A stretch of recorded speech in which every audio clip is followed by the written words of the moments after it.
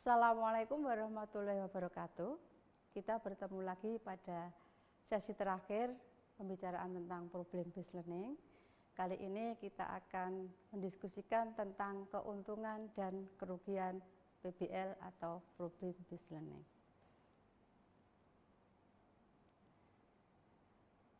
Yang pertama harus kita pahami adalah skill atau keterampilan serta attitude apa yang harus Anda miliki ketika Anda mengimplementasikan tentang pembelajaran atau metode problem-based learning ini. Yang pertama adalah kemampuan untuk kerjasama. Jadi setiap mahasiswa diharapkan dapat melakukan kerjasama dengan sejawat yang lain, karena nanti Anda juga akan bekerja secara teamwork, dan kemampuan ini harus dibangun mulai dari awal.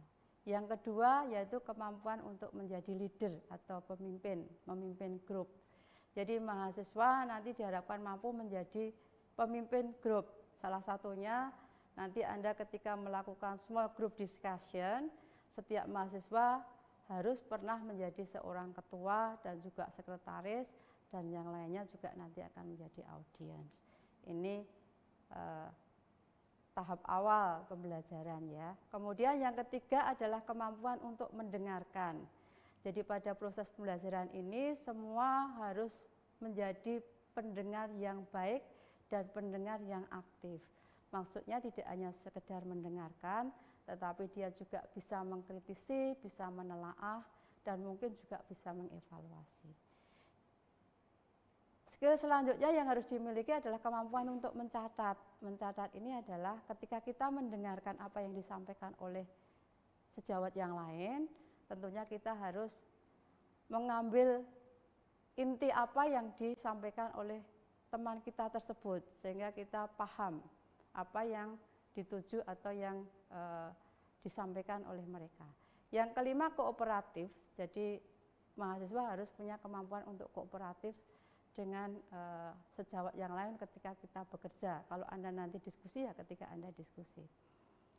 Jadi kemampuan mendengar, mencatat tentunya ini harus ditambah lagi jadi dengan kemampuan untuk memperhatikan. Jadi kalau kita mendengarkan tentunya kita harus memperhatikan dan akhirnya kita bisa mencatat.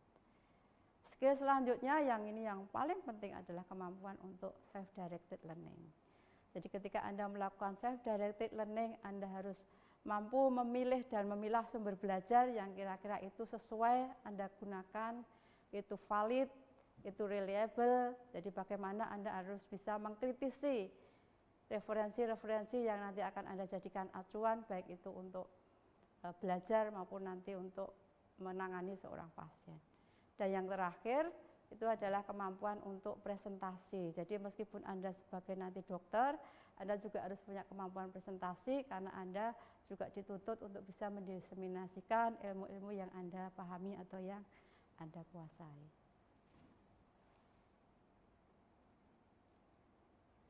Kemudian langkah-langkah pembelajaran berbasis masalah atau PBL ini ada beberapa tahap yang harus Anda jalani. Yang pertama yaitu nanti seorang fasilitator pasti akan mengorientasikan Anda terhadap masalah apa yang harus Anda pelajari itu. Jadi kalian harus paham, ini masalahnya apa toh yang dimaksud. Kemudian tahap selanjutnya yaitu Anda harus dapat mengorganisir proses belajar Anda sendiri. Nanti akan difasilitasi oleh dosen Anda atau fasilitator Anda.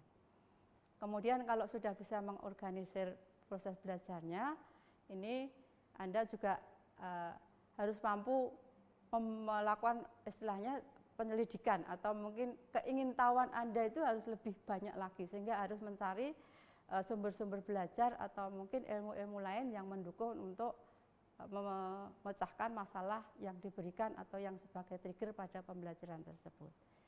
Kalau sudah mendapatkan sumber belajar, Anda sudah mempelajari, Anda tentunya harus menyajikan atau mempresentasikan apa yang sudah Anda pahami ini. Kalau nanti di tataran S1 ketika Anda diskusi, Anda harus mempresentasikan apa yang sudah Anda pelajari ketika Anda melakukan self-directed learning. Pada tahap yang terakhir, Anda harus mampu menganalisis dan juga mengevaluasi proses pemecahan masalah yang sudah Anda lakukan bersama teman-teman Anda. Dan pada tahap ini mungkin nanti Anda bisa dari hasil evaluasi misalnya ada kekurangan, tentunya harus diperbaiki atau ditingkatkan. Apa keuntungan pembelajaran dengan menggunakan problem based learning? Jadi pembelajaran PBL ini dianggap lebih menarik. Kenapa? Karena memang di sini diset dengan kondisi yang nyata sehingga mahasiswa akan lebih tertarik. Yang kedua, lingkungan pembelajarannya juga lebih menstimuli karena akan dihadapkan pada lingkungan yang real nyata tadi. Dan juga keterampilan self-directed learning-nya Anda akan meningkat. Jadi tidak hanya pasif, tapi Anda akan selalu aktif. Dan belajarnya juga tidak superficial, Anda akan mempelajari lebih dalam lagi. Dan ini juga akan meningkatkan interaksi antara institusi maupun mahasiswa.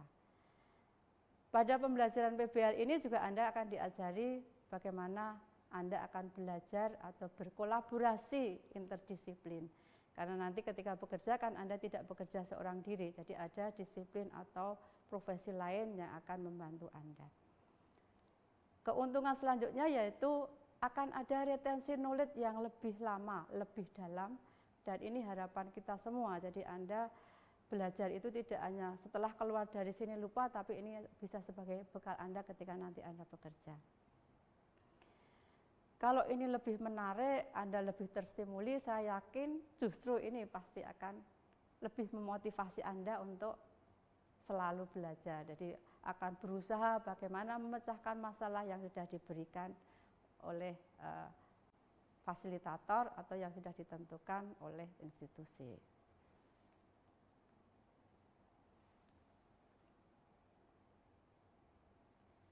Selain keuntungan tentunya pasti ada kerugian. Jadi setiap metode pembelajaran tidak kok mesti semua bagus. Ada baiknya, pasti ada juga kerugian atau yang kurang baik. Salah satunya adalah ketika kita memulai pembelajaran PBL, biaya yang kita keluarkan itu sangat-sangat besar. Kenapa? Karena apa? Resources yang dibutuhkan sangat luar biasa. Kalau biasanya kita kuliah di kelas besar, ini kita harus membagi kelas kecil yang terdiri dari 10 mahasiswa untuk melakukan diskusi kelompok kecil, sehingga kita harus menyediakan ruang. Kalau jumlah mahasiswanya 150, paling tidak 15 ruang kecil. Belum lagi ke pembelajaran skills lab-nya yang dibagi kelompok kecil, masing-masing kelompok kecil terdiri dari 3 sampai 4 mahasiswa, di situ harus disediakan 1 manekin dan harga manekin itu juga tidak murah. Yang kedua butuh waktu yang banyak, jelas. Baik dosen sebagai fasilitator maupun mahasiswanya pasti harus spare waktu yang lebih banyak. Yang harusnya hanya ngajar sekali, ini sekali pembelajaran tutorial kita harus menerjunkan paling tidak 15 orang dosen dalam waktu yang sama. Yang ketiga, stresornya lebih tinggi, jelas. Mahasiswa dituntut belajar lebih dalam lagi. Pendidiknya dituntut untuk membuat prepare atau persiapan, baik itu metodenya, sumber belajarnya, cara belajarnya yang lebih efektif juga. Kemudian kerugian yang lain yang sering dikeluhkan yaitu penguasaan basic science mahasiswa itu kurang. Karena apa? Karena mahasiswa lebih tertarik ke klinis. Sebenarnya kalau proses PBL ini dijalani dengan benar, tentunya tidak seperti ini ya, karena memang pembelajarannya Anda harus belajar secara deep. Kalau belajarnya tidak superficial, mestinya penguasaan ilmu basicnya juga lebih dalam. Dan kerugian yang selanjutnya itu ini sulit kalau diterapkan pada kelas yang besar seperti di kedokteran. Ini kan mahasiswanya paling tidak 150, 200 mungkin ya, tetapi ini akan bisa kita atasi kalau ini nanti kita bagi menjadi kelas kecil atau kelompok kecil. Jadi kalau banyak orang mengatakan bahwa memang PBL ini lebih bagus daripada konvensional. Jadi saya tidak mengatakan ini lebih bagus atau paling bagus, tetapi setiap metode pasti punya kelebihan dan kekurangan. Dan metode PBL ini dianggap lebih menarik karena memang ada trigger yang dikaitkan dengan real setting, sehingga mahasiswa akan lebih tertarik untuk mempelajari lebih lanjut. Ya. pada akhir sesi ini kita bisa lihat ini adalah mapping bagaimana kalau kita menggunakan proses atau metode pembelajaran PBL. Jadi kalau pembelajaran PBL mulai dari awal sampai akhir kita mendapatkan ilmu-ilmu preklinik, ilmu-ilmu paraklinik, ilmu-ilmu klinik, tetapi porsinya memang berbeda. Ketika tahap awal prekliniknya kita akan mayoritas, kliniknya akan minoritas.